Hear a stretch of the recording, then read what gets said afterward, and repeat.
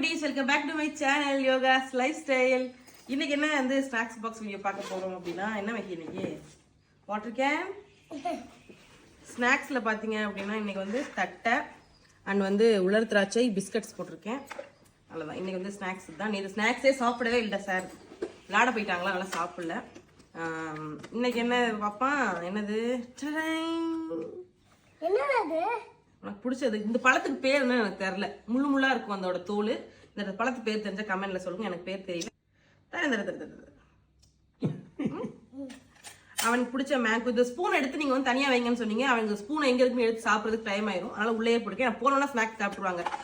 Breakfast முடிச்ச உடனே snacks fruits கொடுத்துருவாங்க. நேற்று வந்து ஃபுல் டே விளாண்டுருக்காங்க சார், அதனால ஸ்நாக்ஸ் அவ்வளவா சாப்பிடல. ரொம்ப நேரம் விளாண்டுருக்காங்க நேற்று, 5 மணி நேரம். அதனாலதான் அவங்க சாப்பிடல.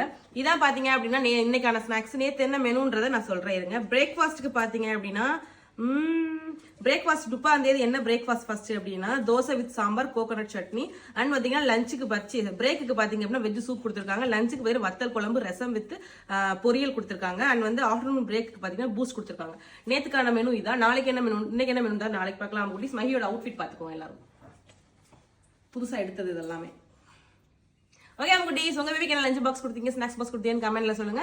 நெக்ஸ்ட் ஒரு சூப்பரான வீடியோல பார்க்கலாம்.